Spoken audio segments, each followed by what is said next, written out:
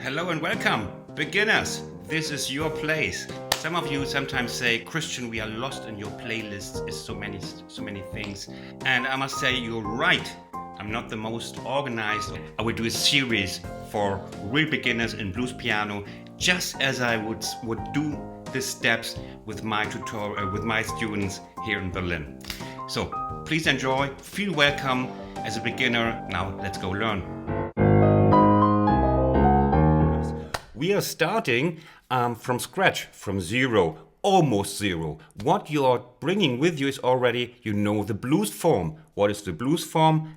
We have three chords, C7, F7 and G7. You know also that, you know. And the blues form tells you how many bars on each chord. If you don't know that, go to my tutorial, the blues form. What is the blues form? I link it down and you can watch it and then come back.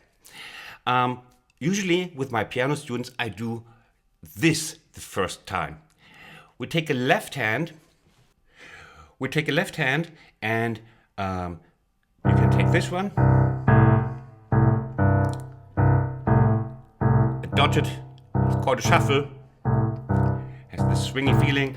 And also if you want more left hands, hey, what a coincidence, I'm selling left hand sheet music with plenty of left hands for diversity, to change your sound and learn also different left hands. It's all there. You also support my channel if you buy that. It's very cheap, you get great value. Now we take this one, and what I start with is just one note, because if you're a beginner you will already fail doing this with this left hand. So I start really like this. This, the first step, that you do something different in the left hand with these fingers. You know, they are changing here from G to A, and you stay on the same note here. It's the first step, and your brain is learning at this moment. Right hand is doing something different than left hand. Even your brain is learning something. I know, I also doubt that for my own brain very often. Now comes the first step apart from the same note. It's two notes. It's these ones.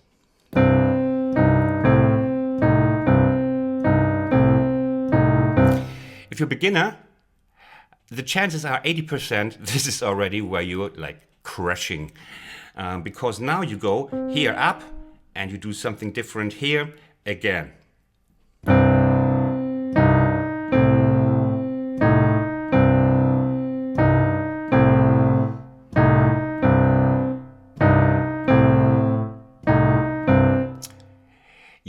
Yeah. So that's what you have to do. Do it slowly and just play that one. And then I do the next step. I take another note. What note am I taking here? Ever heard of the blues scale? You probably have heard of the blues scale. Okay, I will repeat it quickly. The blues scale, that is called blues scale because it really sounds of blues. C, E flat, F. F sharp or G flat, depending on where you're coming from. But then we have the G, we have the B flat, and we have the C. And when you play them a little bit faster, they create that blues sound already, like.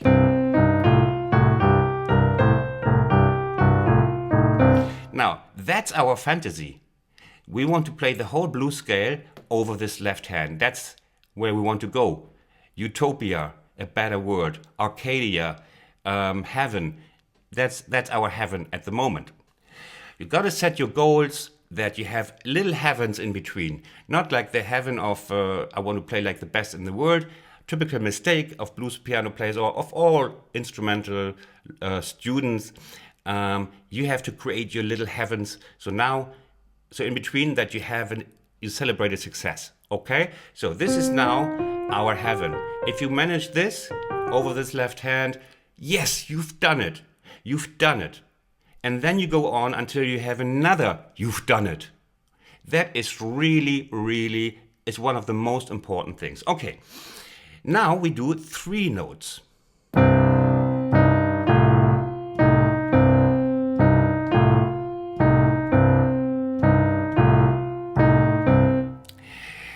I can tell you it becomes easier step by step. So here you have like 3 notes going up and down, so it's a little bit shifted. So you have to, now it's on this one is playing, yeah? Now this one is playing, this one and this one is playing while the A is playing. These ones are both on the G here. These ones are both on the A here. And don't feel bloody stupid if you cannot play this in 10 seconds. It's not easy for somebody who starts. So I know blues piano people or students very often feel stupid because it looks so easy. It looks so easy, and because it looks so easy, they feel stupid. If I should fry an egg, it's easy for you, and I look very stupid trying to fry an egg because I never do these things, okay? Okay, then I usually take 4 notes.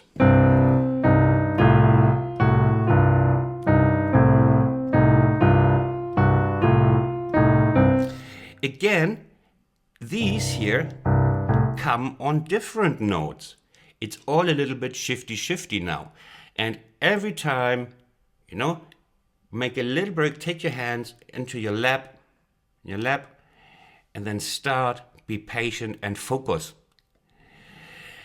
Then, after you did that, you will see, this is again, it's a new hardship for you.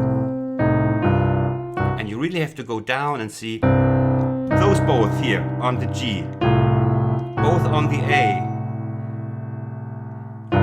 both on the G, then again these on the A. At this very moment, your synapses, your neurons in the are growing.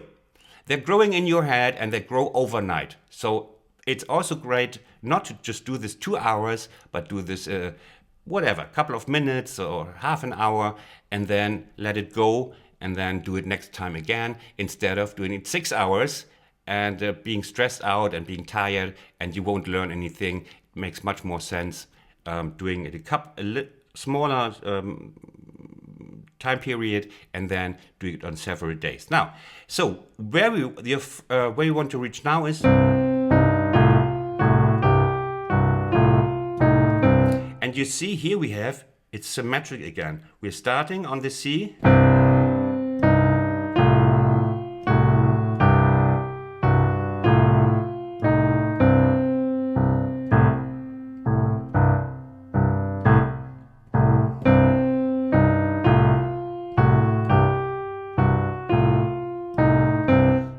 Yes, and this is already the blues. It's a little bit bluesy, yes, because of these notes. Yes? So, and this is where you make your first cross. Yep! So, of course we want the octave, but it's already half a badge of honor already. From me at least, okay? Now, what we want to achieve here is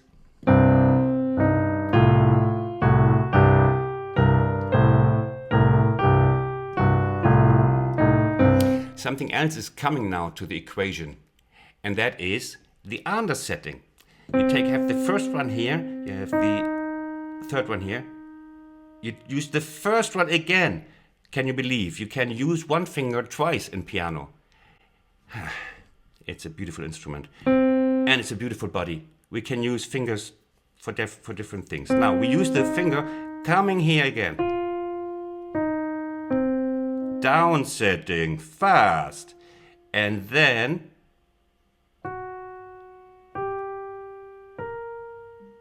you use exactly the fingers I use. Well, not mine. Leave my fingers to myself. You have your own fingers. Okay, down setting, under setting, second, third, fourth, fifth. Why not try after these 5? Try them all.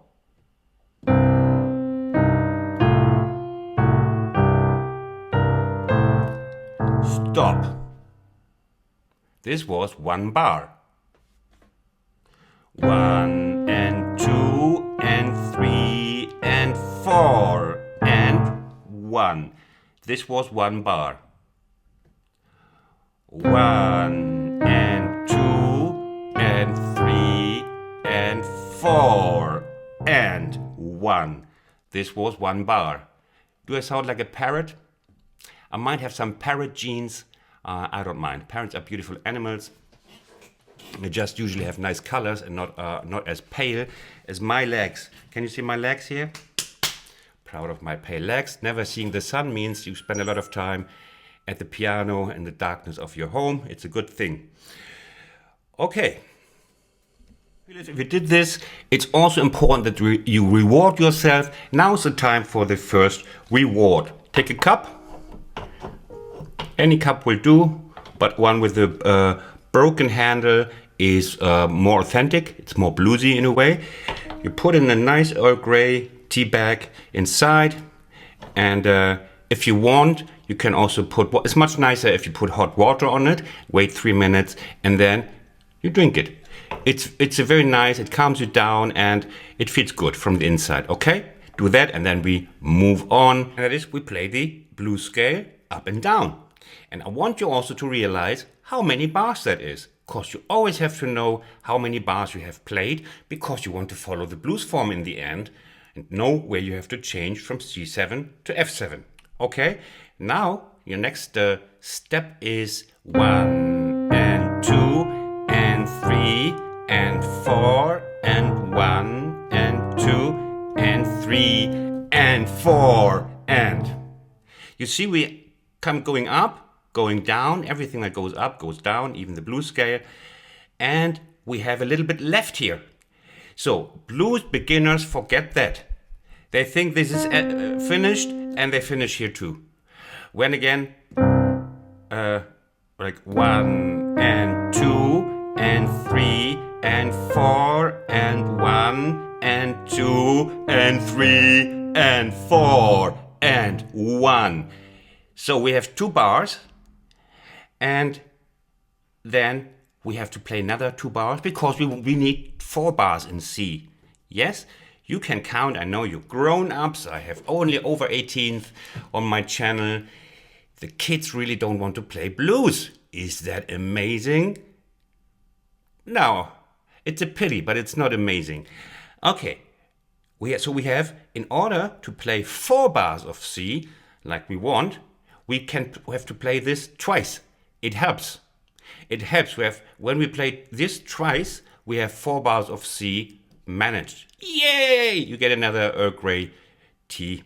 1 and 2 and 3 and 4 and second bar and 3 and 4 and 1 and 2 and 3 and 4 and 1 and 2 and 3 and 4 and 1 and he would start the F part. Okay? So each of these tours is 2 bars long, plus a little here in the end. And then you know time to change. Not change your dress, you can do so too, but change to F7. What do we do on F7? Just the same. The beauty of the blues scale is that it fits over all of these 3 chords, C7, F7, and G7, which we also call, I recall that for you instead of, in case you are too lazy to recall anything, it's called the tonic or the 1. Tonic or 1. Why 1? Because if it's a blues in C, this is chord number 1. Starting on C with the root. Now, if we go the steps up, 1, 2, 3, 4, we have the 4. So it's called the 4. On stage, if we blues musicians don't know where we are, or if there's something coming, something surprising in the chords, we say like over the stage to each other, like to the guitarist, now play 1 or 4.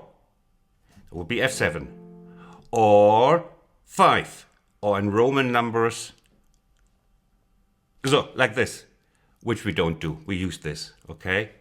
Since we are not part of the Roman Empire anymore, we don't use the V.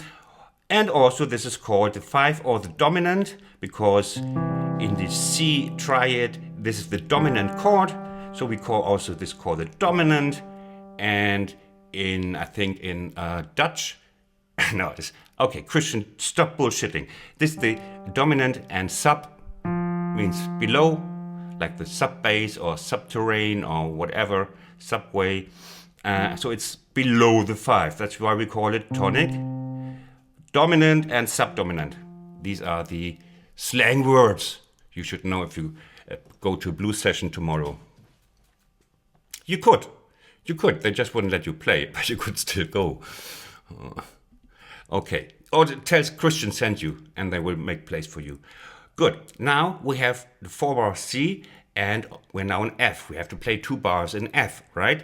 1 and 2 and 3 and 4 and 1 and 2 and 3. Beautiful! Because one of those up and down is 2 bars. So, done. Again, count with me the bars. First bar. Second bar. And 4 and again. 2 bars of C. 1 and 3 and 4 and 1 and 2 and 3 and 4 and. Now something is happening, something very strange. We are on 5 now, right? Now, the 5 only has 1 bar. And after the 1 bar of the 5, or the dominant, the subdominant also has just 1 bar. It's ordered in the blues form. Yeah? Blues form is very strict. You cannot just invent another bar here. So we have this, and but this whole figure is 2 bars long. And this is your next big reward step. Remember, Earl Grey. Oh, then I gotta take my Earl Grey off. It's already been there. Look. It's hot. It's been there for, I think, 8 minutes. Ah! Oh. The 8-minute Earl Grey is only for masters. It's a super reward. Okay, now we have this 1 bar on G, 1 bar on F, so we have to split this figure. 1 and 2 and 3 and 4 and. Now, you should also get used to counting a little bit. It helps you on your way to become a superstar. I promise you. Counting helps you, just like now. 1 and 2 and 3 and 4 and 1 and 2 and 3 and 4. You see, 1 bar is getting half of this. I'll do it one more time. 1 and 2 and 3 and 4 and here change. 1 and 2 and 3 and 4 and 1 and 2 and 3 and 4 and 1 and 2 and 3 and 4 and. This was one chorus. Don't know why it's called chorus. It's one you play the blues form, 1 from top to toe, from top to bottom. And this is your first major step. Managing the independence of the scale from the left-hand pattern with the scale. You grow the scale step by step that you can in the end play the whole scale up and down, and then you add the form. Allow yourself for some time. Learning an instrument just takes time. Okay? So this was my first in this series. I say thank you for joining in. I wish you good luck and good progress. Thank you very much. Bye-bye from Berlin. I hope you liked my video and that you learned something. Now you can subscribe. Just press this subscribe button or click on another of my videos on this side. Thanks for watching. See you next time. Bye bye.